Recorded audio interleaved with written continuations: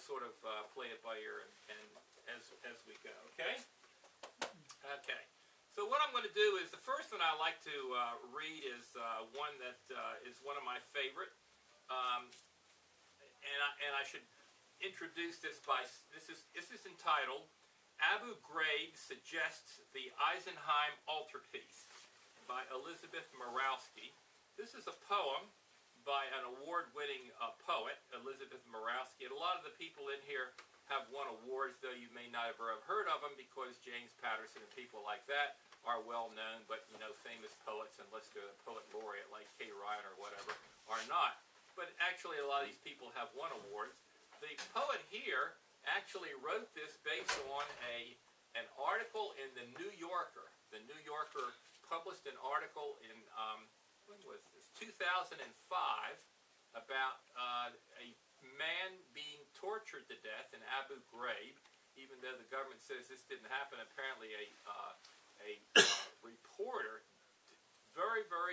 in a very detailed manner, investigated what happened, and then this was written up in the New Yorker. And this poet decided to write a poem about it. And I just want to point out, this is Abu Ghraib. The Eisenheim altarpiece is a famous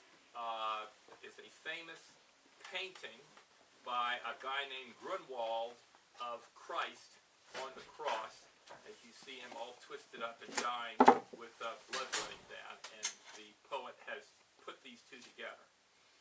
Arms behind him shackled to the wall, Jamadi's knees buckle. He lands on air. Let us reposition him to stand erectly, Homo sapiens. Place the irons higher up on the window bars. When again he falls forward, hangs like Jesus from his wrists. Call it faking, possum playing. Persist. Lift him up on legs that ragdoll sag into a third collapse. The effect grotesque as Grunwald's Christ. Bones about to pop from their sockets. The silence curious. Raise the hood that hit a face. Asphyxiation. Wag a finger past his eyes. It has begun. The turning of the skin to purple.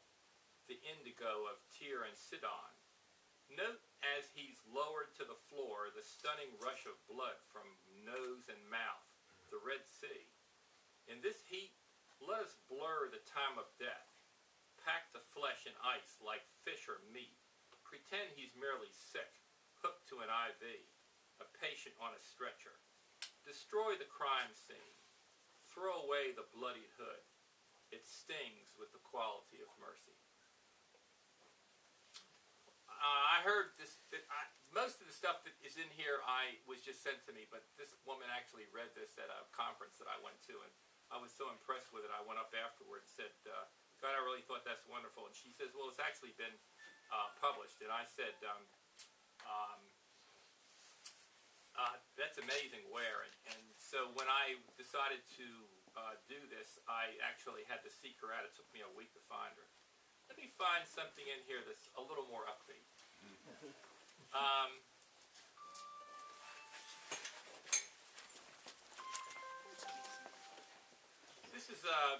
This is by a guy named Jason Poudrier, who was in the original Connecticut Review journal that I published in, or Dick's story was published in. And he is such a good poet that when he sent me this piece, I said, hey, do you have anything else? And he sent me an entire book, and I just sort of selected stuff as I went. This is a good example of some of the sensitivity that many of the people in these wars may have that you're not aware of. And this is called Dear Mr. Sandman by Jason Poudrier. I'm sorry I probably killed you, but there is no way of knowing. I flipped the switch 2 days ago. But you probably haven't been in that ditch long, maybe just since you crawled there for safety, when there was no other place to crawl, like a cockroach, sprayed with Raid, never dying on contact, but just after. Or maybe you were in the road when the first unit passed, and they moved you off to the side. I'm sorry for the flies that swarm you, They swarm me too. They land on my food. They land on my lips. They bite the exposed parts of my arms and legs. At least you don't have to worry about the Baghdad boils and dysentery. I was up itching and shitting all last night. I'm sorry for the delay of your burial. Thank you for settling for a few thin sheets of sand that ripple darkly over your wounds and keep me from recognizing you.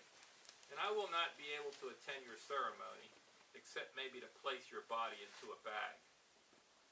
Then we will be close, because I'll hold you briefly in my arms, and I will know you forever and see your sand-masked face often at the mall or the grocery store on busy days, and you'll follow me into the liquor store and keep me company when I'm at home alone, and we'll each have a drink.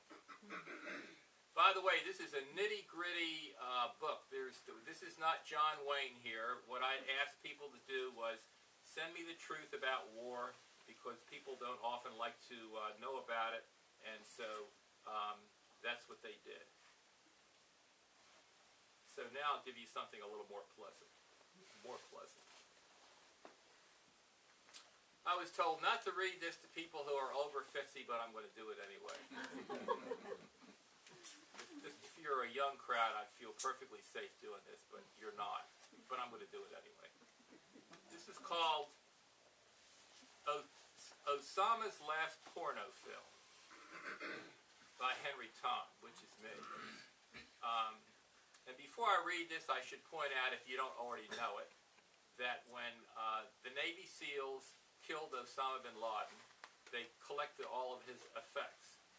And in his effects was an extensive pornographic collection. How many of you knew that? Wow! Very few. That's interesting. Well, I'm just going to have to tell you this then. I met somebody recently who has been involved in tracking down and killing a lot of terrorists since Osama bin Laden. What they do is they'll try to track where they're going, you know, a leading terrorist in Al-Qaeda. They'll try to track where they're going, and then they'll intercept, they're usually in a convoy, they'll intercept the convoy, they'll swoop in, kill everybody in sight, but they always take the stuff that the Al-Qaeda terrorist leader has, because that's how they get a lot of information. This guy told me they always find pornographic stuff. And I think that's interesting, because these people are willing to die for what they believe. But at the same token, they want our women to wear burqas while they're watching pornographic materials. That's just to me, it's amazing.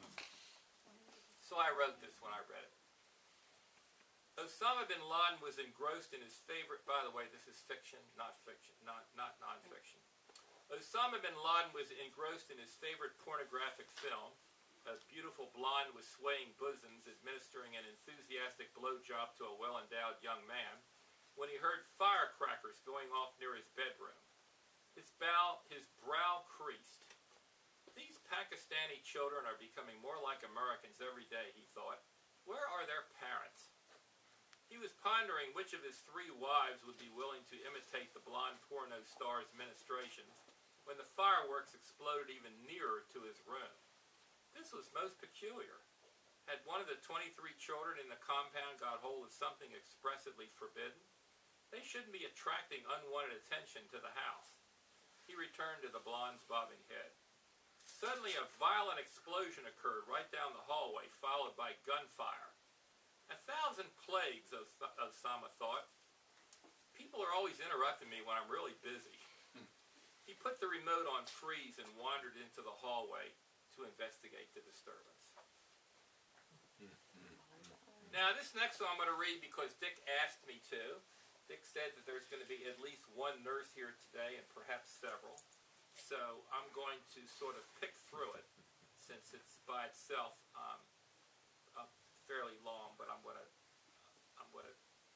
pick through here and there, and let's see here, 117.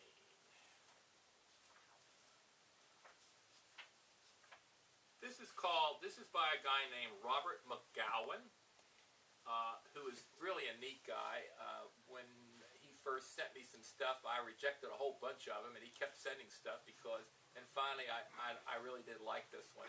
and he and I sort of got into a two-way discussion for a long time afterwards. Pretty neat fellow. This is the two things that I wanted. I'm going to skip over part of it.